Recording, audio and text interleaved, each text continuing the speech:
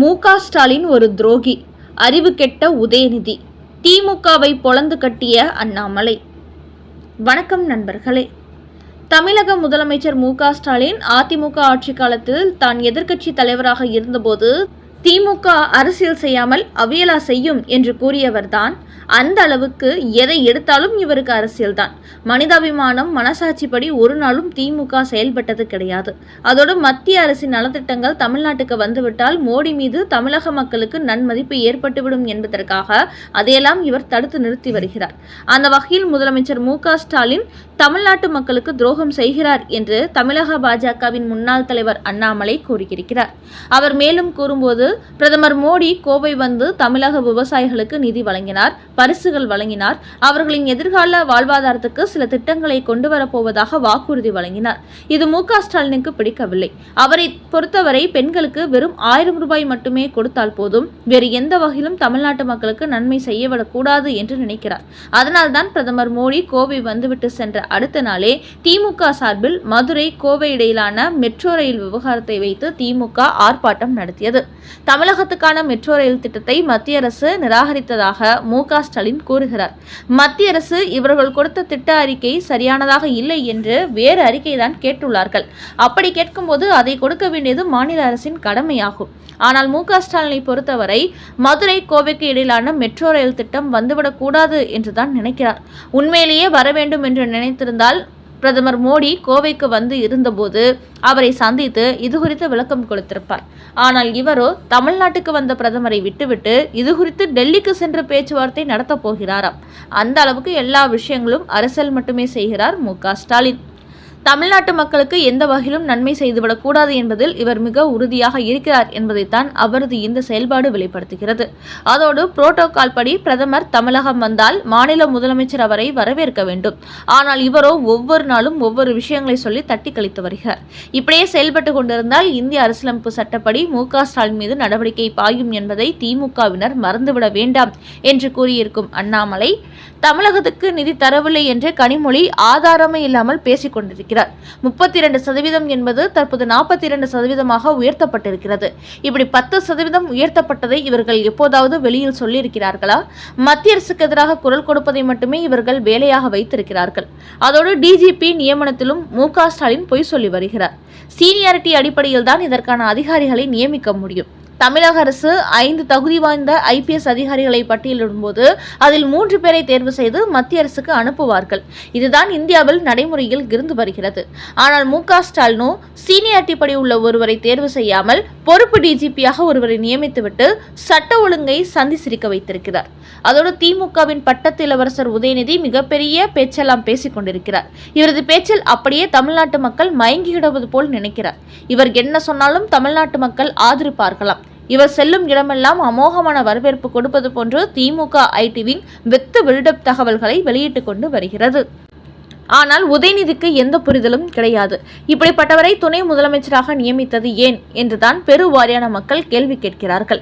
இப்படி பெயரளவுக்கு மட்டுமே பதவியில் ஒட்டி கொண்டிருக்கிறார்கள்.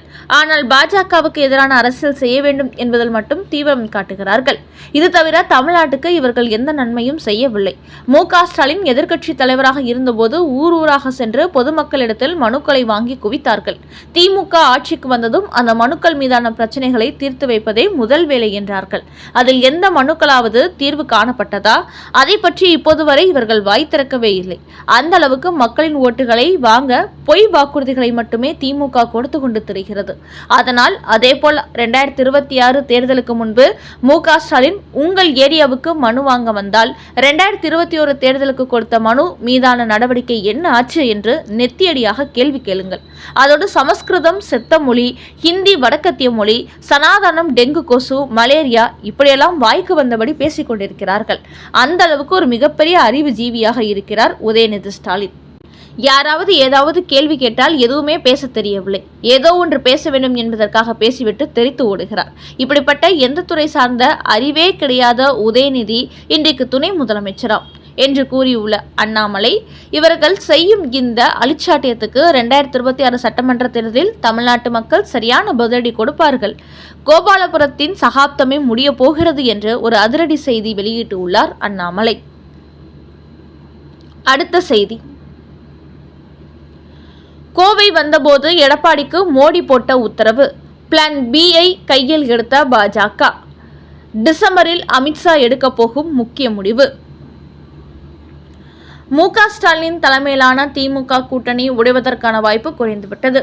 காங்கிரஸ் கட்சி விஜய் பக்கம் செல்வார்கள் என்று எதிர்பார்க்கப்பட்ட நிலையில் தற்போது கரூர் சம்பவத்துக்கு பிறகு விஜயின் அரசியல் இறங்கு முகத்தில் இருப்பதால் அவரை நம்பி கூட்டணியை மாற்றிக்கொள்ள வேண்டும் என்று ராகுல் காந்தி முடிவெடுத்து விட்டாராம்.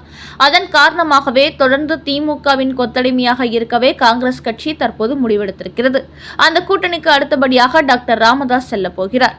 இதன் காரணமாக தேசிய ஜனநாயக கூட்டணியில் இன்னும் கூடுதலான கட்சிகளை இணைக்க வேண்டும் என்ற கட்டாயம் ஏற்பட்டுள்ளது. இந்த நிலையில்தான் சமீபத்தில் கோவை வந்திருந்த பிரதமர் மோடியை எடப்பாடி பழனிசாமி சந்தித்த போது சில முக்கிய விஷயங்களை பேசியிருக்கிறார். குறிப்பாக அதிமுகவிலிருந்து பலரும் உடைந்து சிதறி கிடப்பதால் அது சட்டமன்ற தேர்தலில் வெற்றியை பெரிய அளவில் பாதிக்கும். அதோடு விஜயும் தேர்தல் களத்துக்குள் வரப்போவதால் ஓட்டுகளை பிரிப்பதற்கு வாய்ப்பு உள்ளது. அதனால் பிரிந்து கிடக்கும் அதிமுக புலிகளை ஒன்று சேர்த்து தேர்தலை சந்திப்போம். குறிப்பாக அதிமுகவிலிருந்து வெளியேற்றப்பட்டவர்களை மீண்டும் இணைத்துக் கொள்ளவில்லை என்றாலும் அவர்களை ஒன்றாக இணைத்து தேசிய ஜனநாயக கூட்டணியில் ஒரு கூட்டணி கட்சி போன்று சேர்த்துக் கொள்வோம். அப்போதுதான் வாக்கு வங்கி அதிகரித்து வெற்றி வாய்ப்பு உறுதிப்படுத்தப்படும். இல்லை என்றால் திமுக கூட்டணியை வீழ்த்துவது கடினமாகிவிடும் என்று எடப்பாடிக்கு அறிவுறுத்தியுள்ளாராம் பிரதமர் மோடி. அதாவது பிரிந்தவர்களை அதிமுகவில் சேர்க்கவில்லை என்றாலும் அவர்களை ஒரு குடையின் கீழ் கொண்டு வந்து தனி அணியாக தேசிய ஜனநாயக கூட்டணிக்குள் இணைத்து விடுவோம் என்று கூறியுள்ள பிரதமர் மோடி, டிசம்பர் மாதத்தில் அமித்ஷா தமிழகம் வருவார். அப்போது இதுகுறித்து பேச்சுவார்த்தை நடைபெறும். அதனால் அதற்கு நீங்கள் முட்டுக்கட்டை போடக்கூடாது என்று எடப்பாடியை கேட்டுக் கொண்டுள்ளாராம் மோடி. இதன் காரணமாகவே தற்போது GK வாசனை களம் இறக்கி OPS, டிடிவி தினகரன், சசிகலா, செங்கோட்டையன் மற்றும் எடப்பாடி மீது அதிருப்தியில் இருக்கும் அதிமுக புலிகளிடத்திலும் பேச்சுவார்த்தை நடத்தப்பட்டு வருகிறது. அதனால் டிசம்பர் மாதத்தில் அமித்ஷா தமிழகம் வரும்போது கிட்டத்தட்ட அதிமுகவில் வெளியேற்றப்பட்ட நபர்கள் ஒன்றிணைக்கப்பட்டு தேசிய ஜனநாயக கூட்டணிக்கு கொண்டு வரப்படுவார்கள் என்பது தெரியவந்துள்ளது.